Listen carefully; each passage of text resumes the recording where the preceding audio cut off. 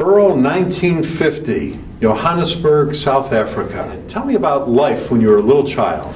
Life was great in South Africa. Grew up, my mom never worked, my dad was always a business person, had his own companies, went to a Jewish day school. After school, went to the military for a year, which is compulsory in South Africa. And then I went to joined an accounting firm, CPA firm. Okay, let me stop you for a minute. Let me go back a little bit still. Do you remember your grandparents at all? No, my grandparents died young. My mother's mother died 56, never met her. And my grandfather actually lived with us for about 3 years before he died, so don't remember a whole lot. I remember my grandfather, my mother's father, being very religious and making us go to synagogue every Saturday and drag us by the ear basically to go. My brother would hide under the bed, but I would go, and I enjoyed being with him, but he passed. Were they all originally from South Africa? No, they're all originally from Lithuania, a little town called Ponevezh.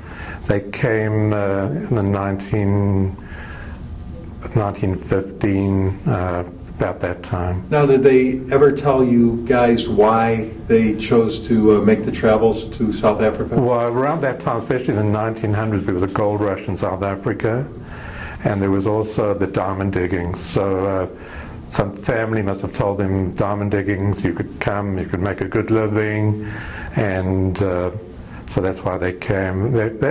My mom was 3, my uncle 5, and they pretty much grew up on the diamond diggings. My mother was sent to a boarding school in Johannesburg, and then after that she worked for a few years before she married my dad. Now you had 2 brothers. Right. Were you the youngest, middle, oldest? I'm the middle brother, yeah. I've got one older brother that lives in California, and the other one lives in Toronto. Now when you guys were little, what did you do for fun? Oh, bad stuff. Well, a lot of sport. In South Africa, the climate is pretty mild. Right. And so we played soccer, rugby, tennis, walked around the neighborhood. Everything was free. You could just walk around. There was no danger. There was no people going to mug you. So we would go. We would have little carts, little cars. We would go hiking all over Johannesburg. It was a good life. We all had swimming pools in South Africa. The climate was 80 degrees most of the year. So everybody had swimming pools. We'd get together with our friends and swimming. Just a good life. So when you were young, there was never really a thought of leaving? No thought at all. No. Okay. Yeah. Now you said your dad had his own businesses. What kind of businesses? My father was in the hardware and tool distribution business, wholesale, imported from all over the world, and had one of the biggest companies of that type of company in South Africa. Where did you go to high school? Also Jewish Days, King David High School in Johannesburg. Matriculated there. And what did you guys do for fun at school? Fun at school? School wasn't fun. It was after school. No, I played sports, mainly rugby and soccer. There were some turbulent times in the 60s. The United States got involved in the Vietnam War. Right. Were these things known to you guys in South Africa? I don't know what year. I think it was in the 70s that we got TV. So we got TV pretty late. So we didn't know much at all about the world, what was happening in Vietnam War or anything like that. And when we got TV, the TVs for an hour, and they'd have reruns of Ponderosa and old American serial, so there was hardly any news about the outside world except on the radio, and also the radio was pretty much local type news. Wow. So you were really insulated at that time. Absolutely. And very few people traveled. My father, because of his business, he imported from the USA, Europe, Japan. He traveled a lot. And I've even got pictures of my father that I've found of him walking to the aeroplane, propeller aeroplanes he was flying to Europe in 1950s, which is quite amazing. People would go to the airport to say goodbye to somebody that was going overseas. There'd be thousands of people at the airport saying goodbye to people. Wow. And it was just a different life. You went overseas, you were like the main person, you know, like, Right. oh, you're going overseas, wow. Going to America, unheard of. Yeah, Very yeah. few people travel So that time. when you were young, you really didn't hear any stories or know anything about America? Nothing. Wasn't on your radar at all? Hardly anything about Vietnam or, you know, any of the politics here. When So did we you got- meet your wife? I met my wife, she was 15, I was 18. I've just finished with the Army, South African Army. So after high school, you had to go into the Army? Yeah, 1 year compulsory. Okay, and what when you were in the Army, what were you doing? I was actually in the Signals Corps at Defence Headquarters in Pretoria in South Africa. And my father was, Second World War, was in the military, he was an officer, and he was sent to India. Never fought anybody, but he was sent to India. And after the war, he still kept in contact with a lot of his officers that were, you know, were under him and or above him. And so I was lucky to get drafted to Defence Headquarters. I was pretty much at home every weekend, which is unusual in the military. Right. And I pretty much just sat in an office doing telexes. I don't know if you remember. It was basically you typed a tape and then you sent it over the telephone lines. Pretty primitive and, you know, a whole different world. And some computerization, but, you know, the tapes. Pretty easy 1 year. Now, we started talking about your wife, and we better get back to her so she doesn't get angry at you. Absolutely. You know, you met her before you went into the service or after? No, after the service, Okay. yeah. It was common to have like peoples over. You know, Right. you'd go to like a social event, and I met my wife at a friend's house, and sort of clicked. You know, this is the girl I wanted to marry, and I was actually dating a second person at the same time, and my wife said, well, it's either this girl or me, and I luckily picked my Now, what wife. business did you get into? Like I started in South Africa after I went to college, Okay. but I was doing part-time. I was in South Africa, when you work for a CPA firm, you become articled to a CPA firm. You have to be articled for 5 years, and those 5 years you study to get a bachelor's in accounting degree. So that's what I did, and then after that my brother started a marketing company for tools and hardware, which is the equivalent of True Value hardware or ACE hardware in America. And so I joined them for 2 years before we came to America. Okay, I now- was the controller of the company. Now, where did you go to school? Okay, in College.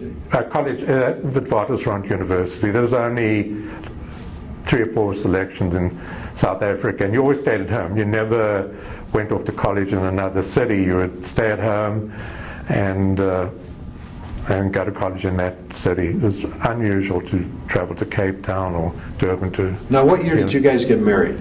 We got married in 72, And then what year did you come to America? 78. Okay. So you got married in 72, and were you practicing a Jewish life in South Africa? Absolutely. We belonged to actually an Orthodox synagogue. Well, the Orthodox there was sort of conservative, yeah. The men and women sat separately,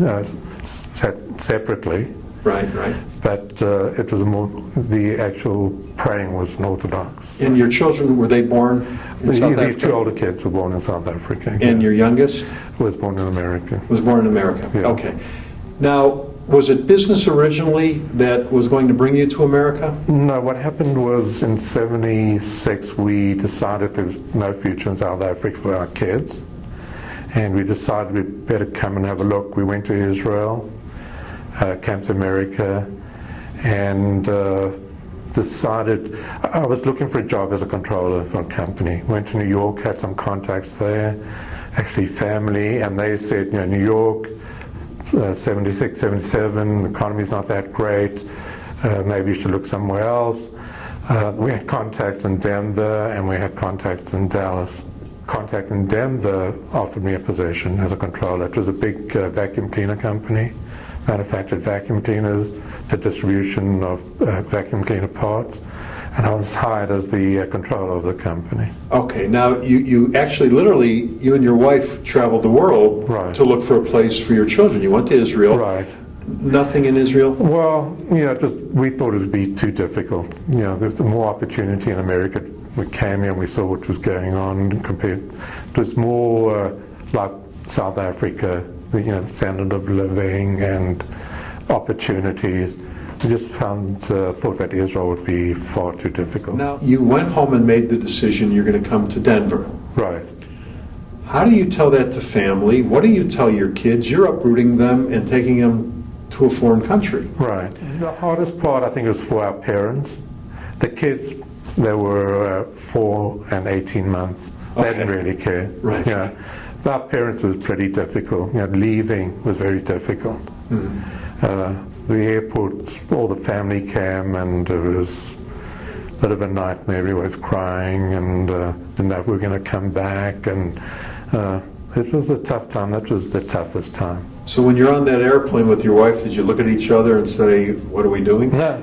We 100 miles determined an to hour. come here, make a go of it, and we came. All right, so you land in Denver. What now, a foreign country? Right. Talk to me about the adjustment you Okay, guys for had to me make. it was pretty easy. I was hired by a Jewish guy. We had owned this vacuum cleaner company. He organized a townhouse in the same development that he lived in, and his wife and both of them were really nice to us socially. Right. Turned out at work he was a total nightmare. It was a family business. There was a son in the business and the father. The father and the son didn't talk to each other. They would throw telephone books at each other, telephones, and I became the middleman. They talked to me. They'd be in the same office. We were all three in the same office, but they wouldn't talk to each other. They would talk through me. So it was a bit of a nightmare. I helped them install a computer system. The work was pretty much what I was doing in South Africa, and it was easy. For me, it was minor adjustment. The only major adjustment was driving on the other side of the road. Right. Went to work 7 o'clock in the morning, came at 6 o'clock at night, and so it was really easy. For my wife, I think it was a much bigger adjustment. We didn't have any servants. In South Africa, we had 1 or 2 servants, babysitters, built-in babysitters, and a lot more difficult for my wife. So it was a big adjustment. Big adjustment for her, yeah. Right. And when did she start to acclimate herself, do you think? I think it took about a year or 2 years. The problem was I joined this company and on a work permit. So I didn't have, I had a work permit but not a green card. Right. And the guy pretty much took advantage of me. When he hired me, going through the paperwork, you had to declare what salary. And I think the salary is like $1,000 a month. Right. And he wouldn't increase 1 penny, even though I was doing most of the work in the company. Wow. And all the financial stuff, he kept me at 1,000, and I think we were paying rent for about 700, so it wasn't a whole lot to live on. So the decision to come to Dallas, when did that take place? What happened was I finally got my green card after 2 years. I got involved with another company in Kansas City, a computerized ticketing company, which was a company ahead of its time. It's the equivalent of Fandango today. Right. And there were some city contracts that we couldn't get, and we decided people weren't buying movie tickets. Like in South Africa, it was a common thing to buy movie tickets in advance, but in America, for some reason, it was sort of behind. Right. And so that lasted a year. We closed that down, and my brother lived in Dallas, my older brother, and he wanted to open up closeout stores, closeout electronics, and I came down to join him. And how was that adjustment now for you? Because now your third child was your third child born in Denver? No, he was only born in 1988. It was a big adjustment in Denver. My wife and I made some really good friends. Right. We were one of the first South Africans to arrive in Denver.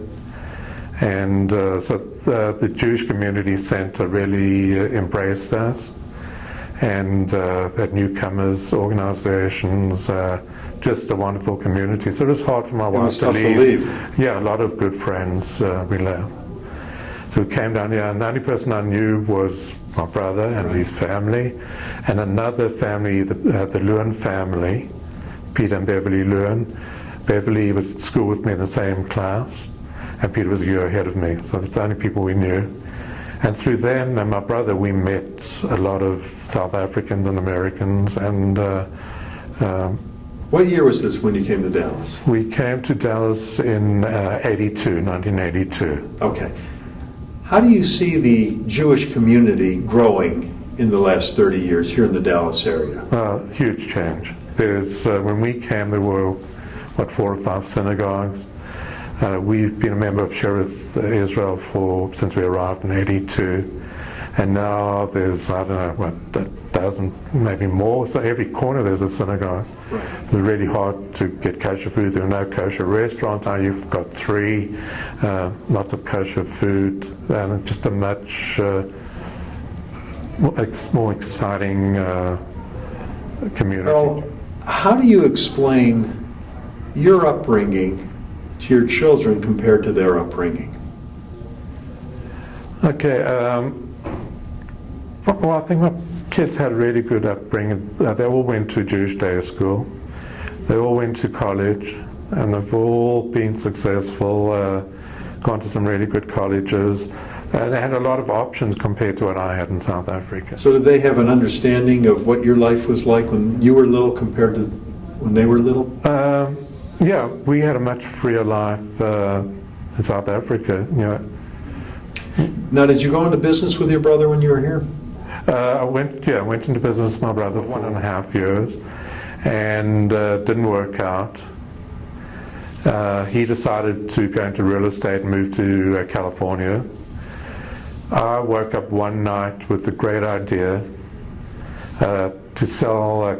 It was the time of IBM and the PCs, 1983-84, selling computer software to big corporations. Mm-hmm. Nobody was doing mail order IBM software at all. So I opened up a little location in the Coram area, Beltline and Toll Road, like an executive office. Got a partner, hired a partner, and we went out to all the big corporations, the EDSs, TI, and pitched them on selling them bulk software, which turned out to be an amazing business. Didn't have any money, and luckily managed to get credit from the companies, the Lotuses and distribution, 30 days credit. I would get paid by the TIs and EDSs in like 15 days. So I had really good cash flow. Basically, we'd get an order, the order would come in the next day, we'd ship it out. We just change the labels and ship it out. Mm-hmm. Eventually, the companies asked us if their employees could come and buy software. Mm-hmm. So we opened up a little warehouse in the Dallas area and started selling retail and wholesale. Okay. Do you see a big difference in Jewish life here compared to South Africa?